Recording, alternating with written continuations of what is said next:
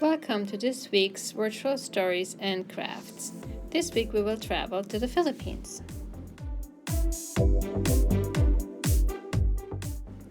Last week we were in Russia, and now this week we will travel to Asia, to the Philippines, which is a group of islands.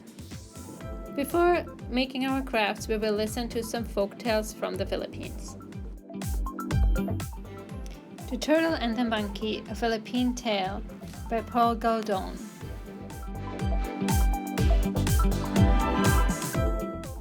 One day, as Turtle was sunning herself, she saw something floating down the river. "Why, it's a banana tree," she said. She dove into the river, swam to the tree, and pulled it to shore. But try as she might, she couldn't get it up onto high ground. Turtle went and found Monkey and brought him back to see the tree. "I saved this banana tree from the river," she told him. "Help me carry it to my garden, and I will plant it." "If I help you, I should get a share of the tree," said Monkey, who loved bananas more than anything. "Very well," said Turtle. So together Monkey and Turtle carried the tree to Turtle's garden. "Now we have to dig a hole for the tree," said Turtle. "Oh no," said Monkey. "We agreed we would share it." "So we did," replied Turtle, "but first we have to plant it. Then, when it grows bananas, we'll each take half." "That's no way to share," said Monkey. "We must each take half of the tree now." "But that's not good. It's not a good way to share a tree," said Turtle. "I don't care," yelled Monkey. "I want my share now." Slowly, Turtle cut the tree in half. Monkey looked at the two halves. With its big green leaves, the top half seemed to be the best. So Monkey grabbed it and said, "This top part is mine." Then he put it over his shoulder and hurried off to his garden to plant it. Turtle looked at the stem that was left. She dug a hole and carefully planted the stem. Then she brought water from the river and wet the earth around it. Under the hot sun, Monkey's half of the tree, which had no roots, soon wilted and died. But Turtle's half grew strong and tall, and soon new leaves appeared. By and by, bananas began growing near the top. When the bananas were ripe, Turtle wanted to pick them, but she couldn't climb the tree. Once again, she brought Monkey to her garden.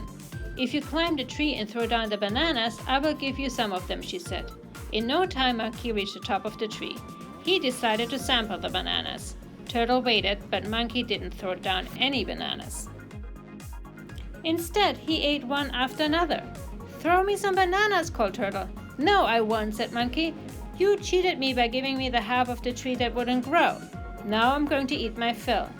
"Just throw me a few," called Turtle. "Here, have some skins," called Monkey, and he threw down a handful. Now that made Turtle mad. She went and gathered thorns and prickers and put them all around the tree. After Monkey had eaten all the bananas he wanted, he jumped down from the tree. "Eee!" he shrieked as he stepped on the thorns and prickers. Turtle couldn't help laughing when she saw Monkey hopping about. Monkey heard Turtle laughing and pulled her out of her hiding place. Then he turned her on her back. Helplessly, she kicked her legs in the air. "Now I'm going to punish you," said Monkey. "How would you like me to do it? Should I dig a deep hole and put you in it? Or should I tie you to your banana tree? Or should I take you to the top of the tallest mountain and leave you there?" Turtle thought quickly and then said, "I wouldn't mind if you left me on a tall mountain, or tied me to my banana tree, or even if you dropped me in a deep hole. You can do whatever you want with me, but please, oh please, don't throw me into the water." Monkey was overjoyed when he heard this. "Since water is what you fear most, that will be your punishment." He picked up Turtle and carried her to the river, and threw her way out into the middle where the water was deepest. There was a great splash when Turtle sank out of sight. Monkey danced with glee. He was sure he would never see Turtle again. But just then, Turtle's head popped to the surface. "Thank you, friend Monkey," she said. "You didn't know. The water is my real home, did you?" And then she paddled happily downstream. Our next story features a gecko named Tuco, which can be found all over the Philippines. Tuco and the Birds, A Tale from the Philippines by Shirley Clemo, illustrated by Francisco X. Mora. Once on the Philippine island of Luzon, a little house stood all by itself on top of Mount Pinatubo. The walls were made out of bamboo poles and the roof was thatched with palm or nipa leaves. The house perched on stilts above the mountainside, watching over the bay and the city of Manila. Over the years, trees grew tall and hid the house from view. Wild gourd vines twisted over the steep mountain path, and the hut was forgotten by all but the sharp-eyed birds. They flew to the hidden house to practice singing. "Chewit!" chirruped the blue and white robin. "Perchoo!" cooed the green pigeon. "Creo! Creo!" chuckled the laughing thrush. A small varlet kept time by calling, "Tuck, tuck!" Some birds hummed, some whistled, but Haribon, the eagle, was too large to squeeze inside with the others. He listened from his perch on the breadfruit tree outside the door. In the evenings, the breeze carried the bird songs down the mountainside. Hearing it, babies stopped crying, cats stopped washing, dogs stopped catching fleas, and on the sandy bottom of the bay, a giant clam closed its shell. The men of Manila pulled in their fishing nets, the women put away their cooking pots, and the children stopped playing hide-and-seek. "It's bedtime," they said. "The birds are singing their good-night songs." The birds sang until the sun disappeared into the sea. Then they flew up to the rafters and slept until the jungle fowl crowed at dawn. One moonlit night, the birds were suddenly awakened by an ear-splitting sound. "Tuco! Tuco! Tuco! Tuco! Tuco!" Tail feathers stood up straight, and birds popped into the air like shuttlecocks. The noise was louder than the bellow of a water buffalo. The little bamboo hut wobbled on its skinny stilt legs, and nipa leaves whirled down from the roof. When everything was still again and it was quiet enough to hear a feather fall, the varlet piped, "What was that?" "A volcano," declared the pigeon. "I heard it rumble." "An earthquake," said the thrush. "I saw the roof shake." "A typhoon," said the robin. I felt the wind blow." "A monster," shrieked Minya. "And there it is." Peering from their perches, the birds saw something dreadful crouched by their door. The creature was the size of a young crocodile. Its head was broad, its tail was long, and its legs were short and stubby. Yellow eyes bulged like a frog's, and from its pointy nose to its 20 toes, it was covered with orange spotted scales. "What are you?" quavered the pigeon. "I told you my name. I told you 5 times," the creature snapped. "I'm Tuco the gecko, and I've come to sing." "With us?" The birds looked at one another in alarm.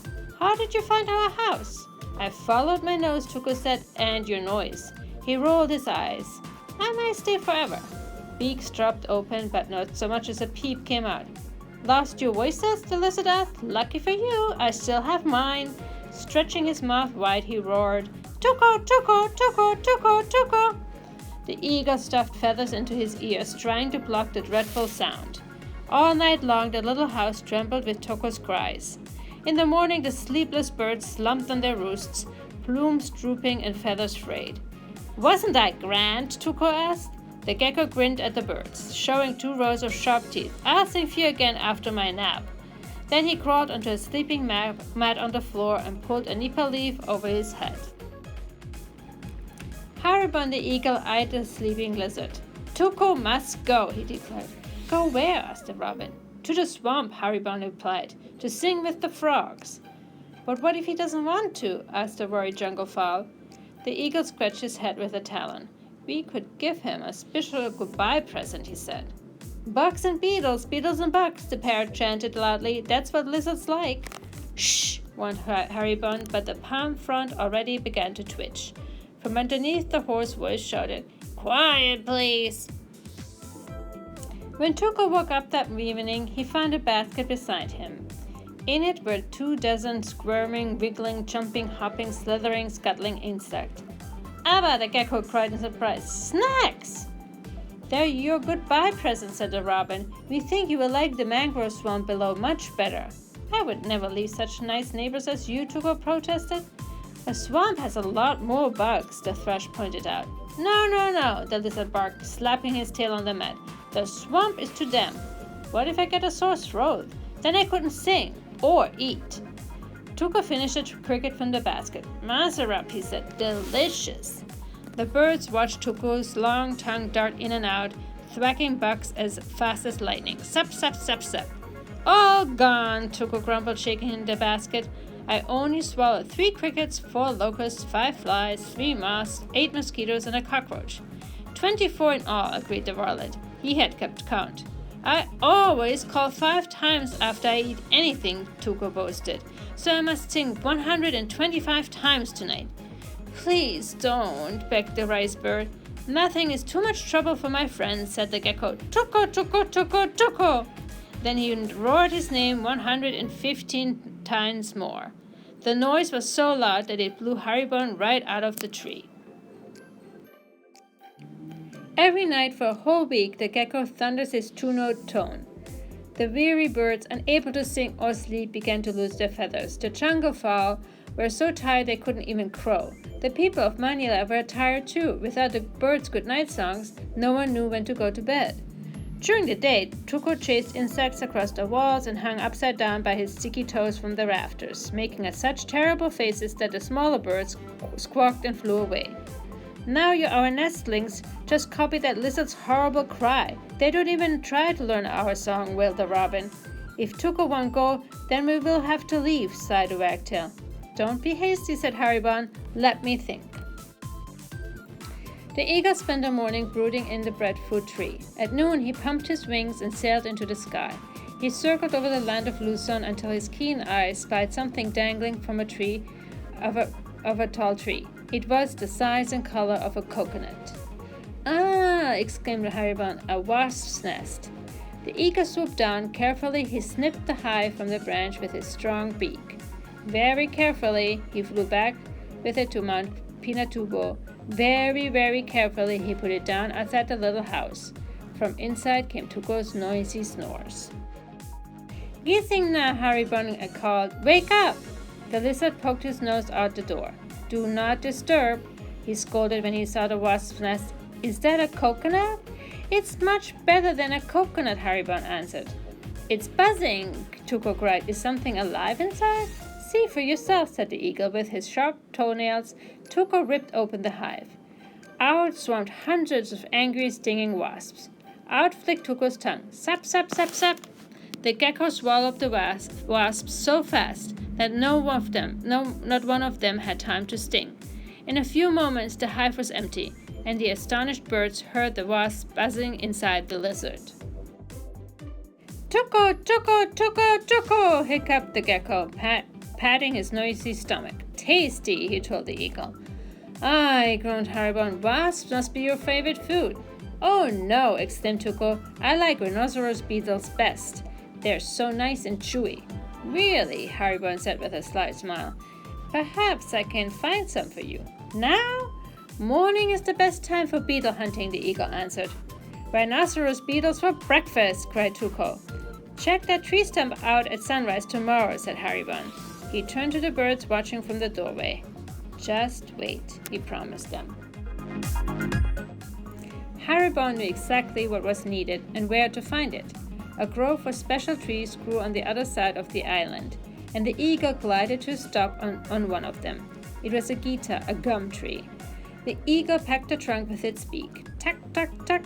Sap oozed from the holes in the bark. Drop by drop, Haribon caught the milky liquid in a half a coconut shell. Plop, plop, plop. The sun was already setting before the shell was full.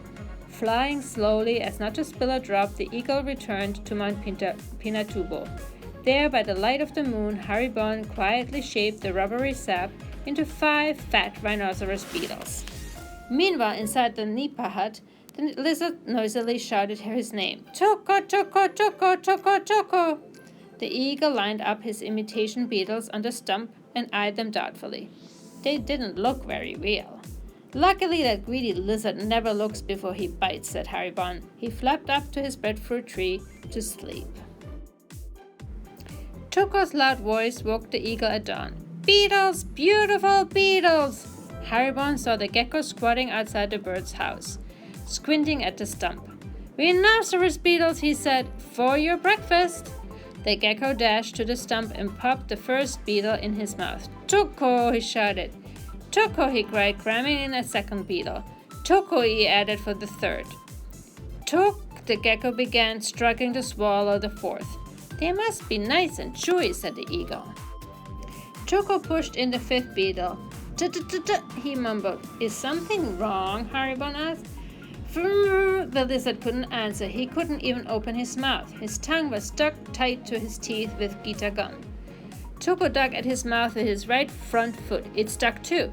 He dug with his left front foot, and his toenails clung to his snout like flies to flypaper.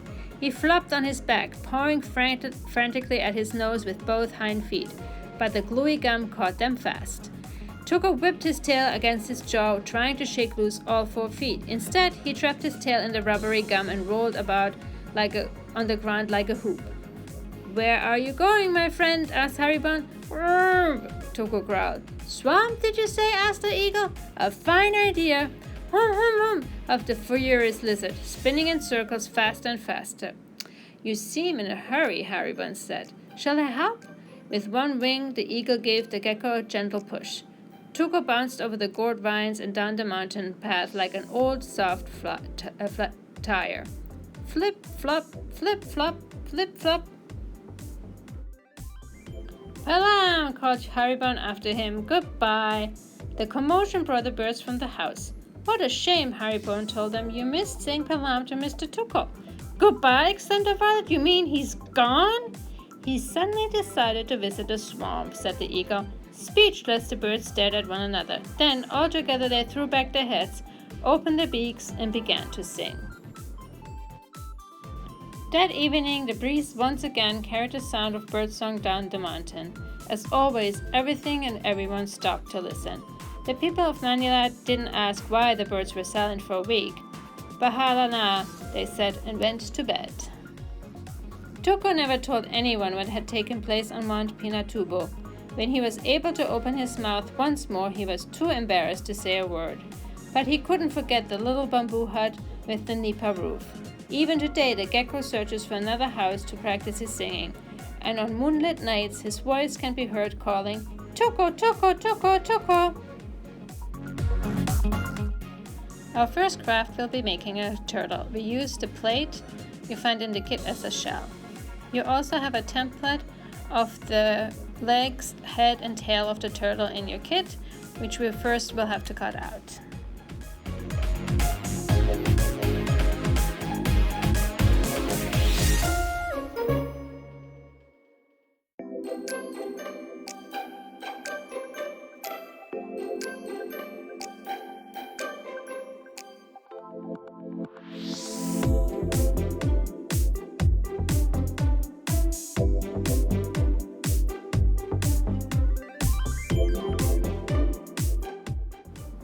Once all the pieces are cut out, turn the plate around and glue the pieces onto the rim of the plate.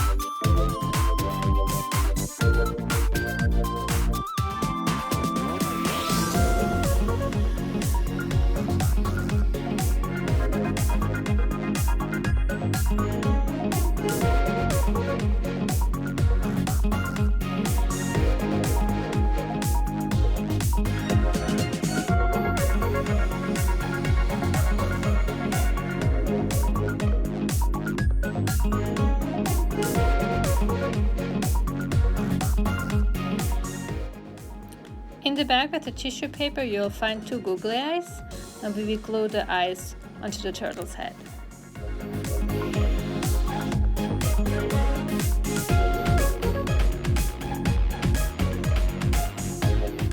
Now we're ready to decorate the shell of the turtle with pieces of tissue paper. Cover the shell with lots of glue and then glue on different pieces of tissue paper.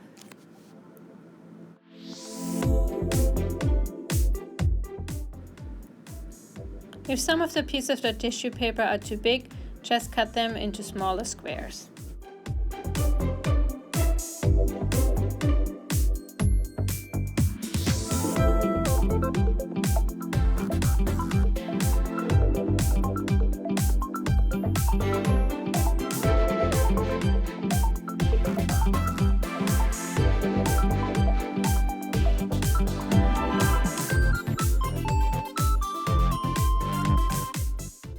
Now the whole shell is covered with tissue paper and our turtle is finished. Now we will assemble our Sarimanok bird.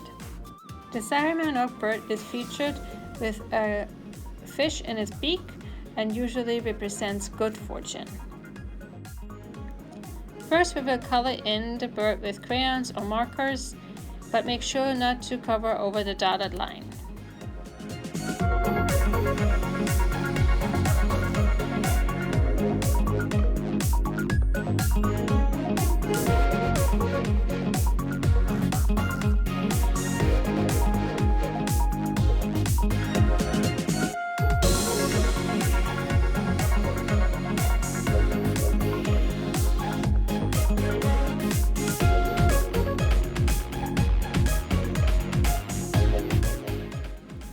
Let's color in the fish as well.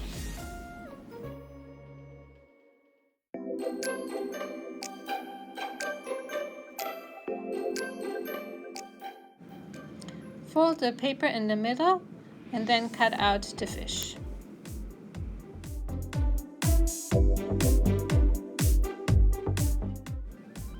Next we will fold our bird along the dotted lines.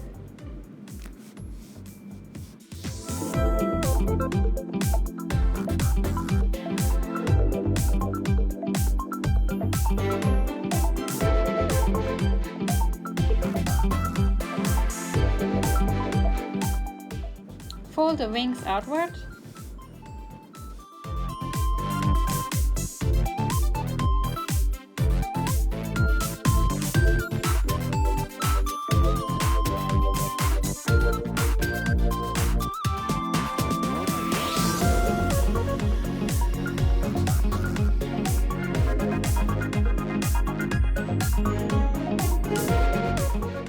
Now we will glue the bird in between the beak of the bird.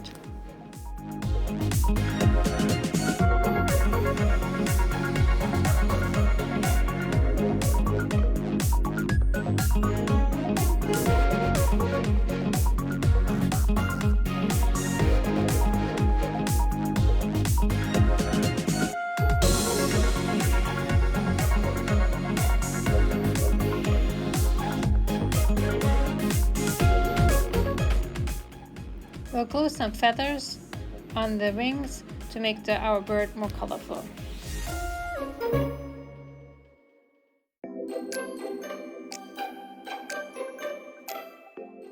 For our last project, we'll make a parole, a star. First, we'll cut out the star template.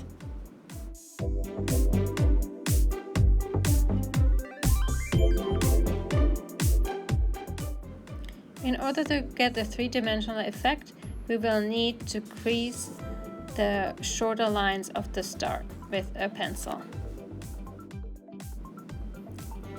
Creating the creases will allow for easier folding.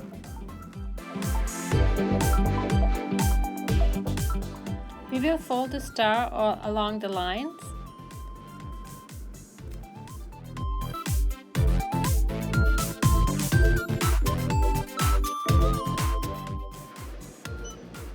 And then fold the star into a 3D shape.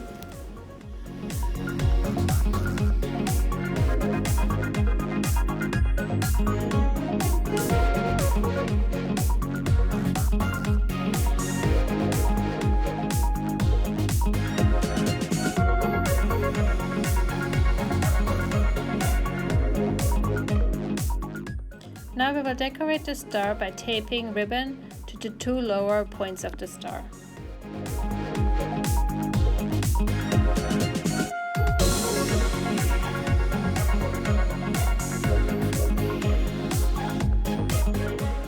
Our parole is finished.